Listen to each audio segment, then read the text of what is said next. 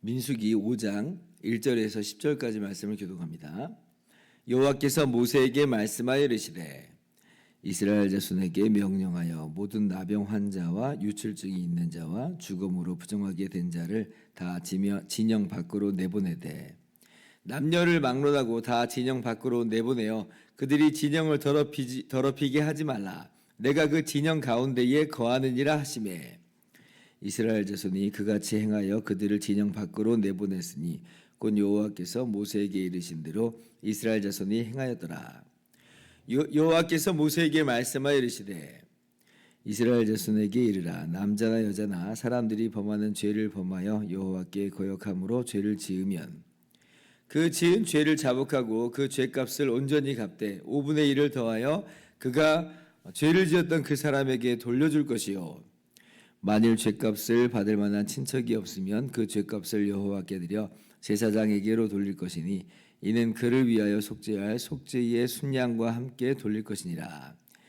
이스라엘 자손이 거제로 제사장에게 가져오는 모든 성물은 그의 것이 될 것이라. 같이요. 각 사람이 구별한 물건은 그의 것이 되나니 누구든지 제사장에게 주는 것은 그의 것이 되느니라. 아멘. 할렐루야. 하나님의 크신 은혜와 평강이 오늘도 변함없이 여러분 가운데 가득 넘치기를 주님의 이름으로 축원합니다. 2000년대 들어서 감염병들이 주기적으로 온 세계를 이제 강타한 것을 여러분이 잘 알고 있을 겁니다. 2002년에 사스가 있었고요. 2009년에는 신종 플루가 유행을 했습니다.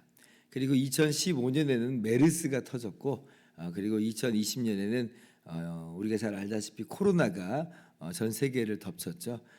코로나 같은 경우는 정말 거의 한 3년 넘게 그렇게 이제 우리의 일상을 완전히 뒤흔들어 놓아서 그래서 이 코로나 이전과 코로나 이후는 이제 삶의 어떤 지형이 좀 바뀌었다 할 정도로 엄청난 영향력을 끼쳤습니다. 그러니까 접촉하는 것에 대한 두려움이라고 하는 걸 우리에게 가져다 줬잖아요. 그 전까지는 우리가 뭐 감염병들이 이제 있다가 지나갔어도 마스크를 뭐 쓰고 다니는 일은 그렇게 별로 없었는데 이제는 마스크를 쓰는 것이 일상이 되었고 뭔가 내가 좀만 기침을 하면 사람들이 이제 이상한 눈으로 보는 이제 그러한 것들이 일상이 됐고 그래서 나도 이제 옮기지 말아야지 하면서 나의 일상을 자제하기도 하고 예전에는 뭐 그런 일이 없었는데 근데 이제 그렇게 일상이 좀 바뀌어 버린 면이 있습니다. 오늘 말씀은 이제 그런 점을 염두에 두고 읽으면 이게 어떤 의미로구나라고 하는 것을 우리가 잘 알 수가 있게 되는데요. 자, 이제 이스라엘 진영이 다 갖춰졌습니다. 레위인의 역할도 또 분명해졌지요. 이제 군대로서 이스라엘 백성들이 가나안 땅을 향해서 출발을 하면 되는 것입니다. 출발 준비가 거의 이제 마무리가 된 거예요. 그런데 이때 하나님께서 오늘 이제 행군할 때의 룰에 대해서 하나 말씀하세요. 뭐라고 말씀하시는가? 2절 3절 보면 자, 이스라엘 자손에게 명령하여 모든 나병 환자와 유출증이 있는 자와 죽음으로 부정하게 된 자를 다 진영 밖으로 내보내라 이렇게 말씀하죠. 내보내라. 그러니까 지금 행군을 하고 있는데 또 진을 지금 쳐서 지금 머물고 있는데 이런 사람들이 발생을 하면 나병 환자, 유출증이 있는 자 그리고 이 시체로 말미암아 부정하게 된 자가 있으면 그를 이제 진영 밖으로 내보내라는 것입니다. 3절 같이 한번 읽어봅시다. 시작. 남녀를 막론하고 다 진영 밖으로 내보내어 그들이 진영을 더럽히게 하지 말라. 내가 그 진영 가운데에 거하느니라 하시매. 내보내는 거예요. 남녀를 막론하고 다 내보내라. 제가 이제 처음에 어렸을 때는 이 말씀 볼 때 좀 너무 과격하다 싶은 그런 명령이 아닌가 이렇게 생각을 한 적이 좀 덜어 있습니다. 아니 이 나병 환자나 유출병이 있는 사람이나 연약한 사람들이잖아요. 돌봐줘야 되는 사람이잖아요. 그런데 오히려 그렇게 허약한 사람들을 다 내보내라. 연약한 사람 내보내라. 아니 여기는 뭐 노인도 있을 텐데 어쩌면 아이들도 있을지는 모르겠는데 근데 남녀를 막론하고 다 내보내라는 거예요. 야, 어떻게 이렇게 할 수 있는가? 한데 이제 이게 뭐예요? 일종의 격리인 거죠, 격리. 굉장히 좀 무자비하게 보일 수 있는 것처럼 보이지만 예전에는 정말 어떻게 이럴 수가 있어 이제 그랬는데 그런데 이제 오늘날 이런 감염병 사태를 겪으면서 우리가 그렇게 해왔던 것을 우리가 보게 됩니다. 코로나가 터졌을 때 우리가 실제로 그렇게 격리를 이제 했잖아요. 사람들과 사람들 간의 접촉을 하지 못하도록 했었습니다.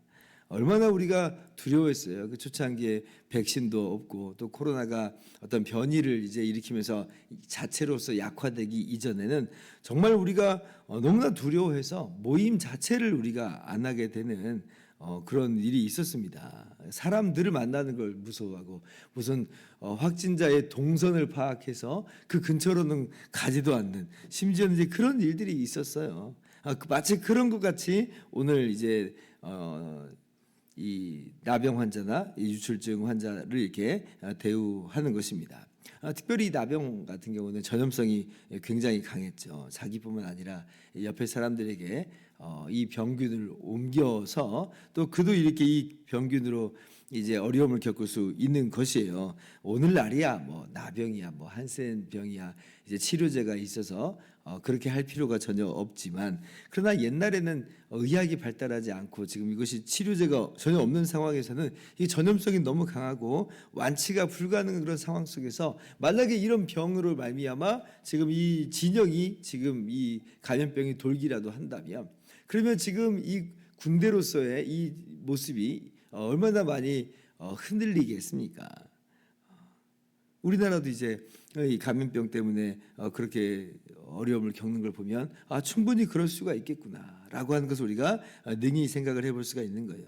그래서 이것이 약간 좀 어떻게 보면 좀 무자비하게 보이는 그런 모습일 수 있지만 위생상 그렇게 충분히 할 수 있는 것이로구나 우리가 그렇게 알 수가 있는 것이죠. 자, 그런데 이것이 이제 단순히 이제 위생적인 측면에서만 그렇게 이제 백성들에게서 격리를 시키는 것이냐라고 할 때 위생적인 의미가 분명히 있습니다. 그런데 그것만 아니고 또 그걸 뛰어넘는 개념이 있다는 걸 우리가 알 수가 있어요. 뭘 보면 우리가 알 수 있느냐? 나병 환자, 유출증이 있는 사람 뭐 이해할 수 있는데 그런데 죽음으로 부정하게 된 자를 다 진영 밖으로 내보내라 그럽니다. 그러니까 시체 때문에 시체를 만져서 부정하게 된 자는 내보내라. 물론 이것도 위생적인 개념이 있죠. 왜냐하면 시신에는 그것이 이제 사람이든지 동물의 이제 시신이든지 시체든지 병원군이 이제 묻을 수 있으니까 그러니까 이제 그런 것 때문에 충분히 이제 위생적인 개념으로 그렇게 이야기할 수 있지만 근데 그래도 좀 조심하면 될 것이지 뭐 지금 당장 뭐가 벌어지지도 않았는데 근데 이제 진영 바깥으로 내보내라는 건 굉장히 과격한 조치가 아닌가 이렇게 생각을 해볼 수가 있는 거예요. 그런데 하라는 겁니다. 왜냐? 그 부정하다. 그러니까 부정하다라고 선언을 해요. 부정하다. 그리고 3절에 아까 뭐라고 그랬어요? 그래서 더럽히게 하지 말라.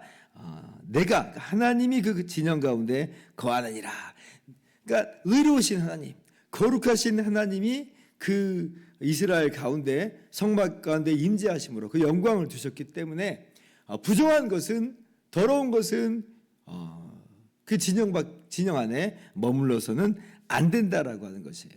그러니까 이것이 단순히 위생적인 개념만을 갖고 있는 게 아니라 거룩의 개념으로서 지금 작동을 하고 있는 것입니다.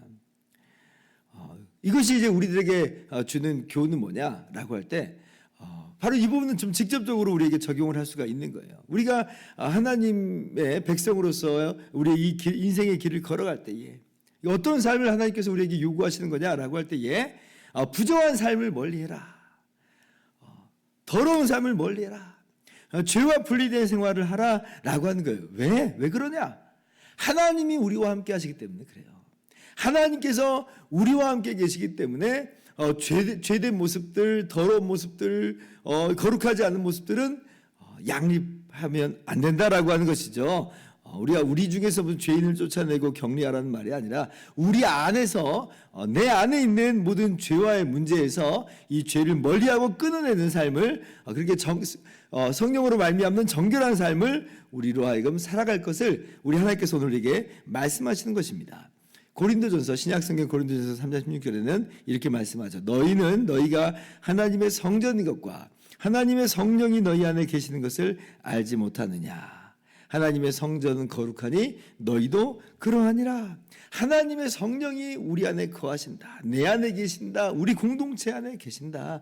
그래서 나는 거룩한 자가 되었고 우리 공동체는 거룩한 교회로 불려지는 거예요. 하나님이 그렇게 함께 계세요. 근데 하나님은 죄를 미워하세요. 죄와 양립할 수가 없어요. 그러면 내 안에 어떻게 죄가 있게 할 수가 있겠어요? 이 모든 더러움들, 이 모든 부정함은 끊어내야 됩니다. 몰아내야 되는 거예요. 우리가 그렇지 않고 이제 우리 삶 속에서 계속 우리가 죄를 품고 살고 우리가 거룩한 삶이 아니라 이렇게 부정한 삶으로 산다면 그것은 하나님을 우리가 무시하는 것이다 하는 거예요. 우리 안에는 끊임없이 이런 죄된 모습이 올라오게 돼 있습니다. 이 땅에서 우리가 살아가는 동안은 죄성을 갖고 살아있기 때문에 그래요. 죄의 찌꺼기가 우리 안에 있는 거죠. 그러면 여러분 우리가 어떻게 해야 되겠어요? 그거 내버려 두면 안 돼요. 계속 우리 안에 죄를 솟구쳐 낼 것인데 우리는 주님 다시 오실 때까지 계속해서 이 죄를 몰아내고 멀리하고 쫓아내고 피하고 버려야 되는 것이에요. 근데 그렇지 않고 만약에 우리가 포기하고 내버려 두는 순간 죄가 우리를 망하게 하는 것으로 작동하게 될 것이에요. 그러므로 오늘 말씀을 우리가 우리의 삶 속에서 거룩의 삶을 하나님과 동행하는 삶으로서 거룩한 삶을 우리에게 요구하시는 거구나. 레위인만 성막에 접촉하는 것에 대해서 주의해야 되는 것이 아니고 사실은 모두가 이스라엘 백성 모두가 이 거룩을 향해서 나아가야 되는 것이로구나. 거룩한 삶을 살아가야 되는 것이구나. 바로 우리의 삶이 바로 그래야 되는 것이구나 라고 깨닫고 우리의 삶을 그렇게 거룩한 삶의 모습으로 죄를 멀리하는 삶의 모습으로 죄를 끊어내는 모습으로서 행여나 우리가 죄를 지었다면 회개하면서 다시 한번 이 죄를 우리 삶 바깥으로 몰아내는 주 예수 그리스도의 십자가로 죄를 이겨내는 그런 우리 모든 삶이 되실 수 있기를 주님의 이름으로 축원합니다. 기도하겠습니다.